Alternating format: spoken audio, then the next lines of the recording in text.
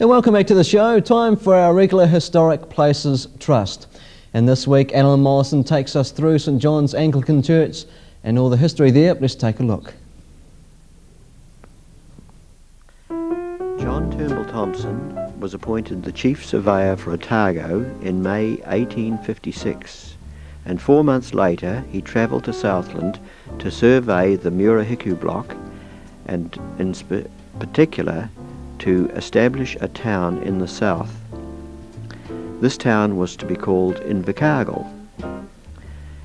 There was only one resident in the area that he had selected at that time, a man John Kelly, an ex-whaler who was farming a small block of land on the very site of Invercargill between D, Tay and Devon Streets. Thompson, with a small staff, began the selection for a site for Invercargill, and a year later there were only 6 houses in Invercargill, but the Bishop of Christchurch visited the town to survey the area in his mind for a new church. In 1858, a sum of money was donated from residents of Invercargill. It was still a small community, but it had grown to about 300 people. £100 had been raised, and in a surprise move, £200 was donated by a vicar in England who happened to be a relation to one of Invercargill's new residents. This provided £300, and the first wooden building was erected on the present site of St John's Church in 1861.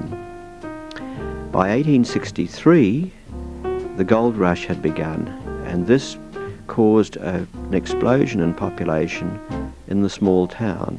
It had grown to about 800 people, and it was decided that an addition had to be made to the church to accommodate the large numbers of people. The church was more than doubled in size. At this stage, the building work was all in timber because the whole area was covered in timber. There was little stone available, and brickworks hadn't begun at that early stage. By 1871, further extensions were added, but by 1875 it was realised that something more permanent was necessary. In 1883, money had been raised, about £1,000, and it was decided to call for tenders from 14 architects to provide plans for a new building. Portion of the final building that we know today was built. That portion was the 2 bays of the nave.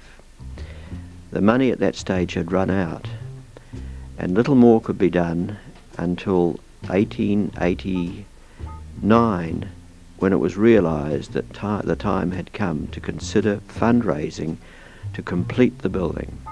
In 1863, a sanctuary was built, in keeping with the present building, or the original building, which was built in timber, and further extensions were developed in 1874 and 1875. But 1875 was also a year when the residents and the Bishop of Christchurch, this was part of the Diocese of Christchurch, or of Canterbury at the time, visited the town again and discussed the possibility of a more permanent building.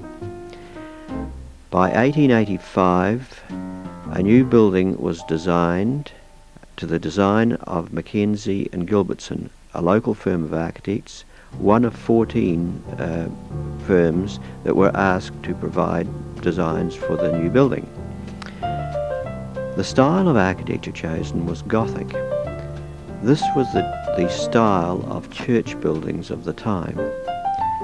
We now know it as Gothic Revival because the Gothic age began many hundreds of years ago, way back in the 11th century, and lasted for 400 years. Some years later, in the 1890s, it was realised that further development work had to proceed. The old wooden buildings still existed, and the new extension of 1885 was just an addition to this development. So began the fundraising, and they required £6,000 to complete the building, and this consisted of a further 2 bays to the nave. This would have created a nave twice as large as the existing one and would have accommodated 600 people.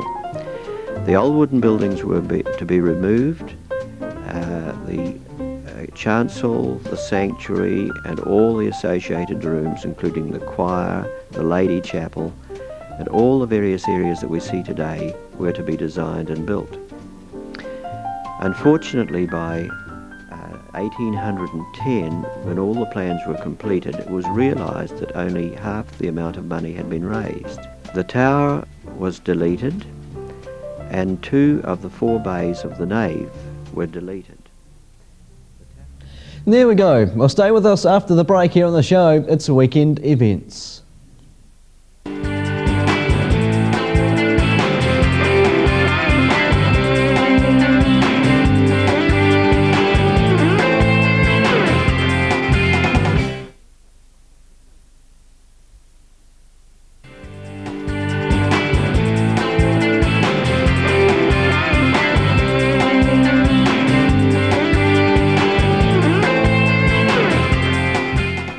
Welcome back to the show. Well, I hope you have your paper and pens at the ready because it's time once again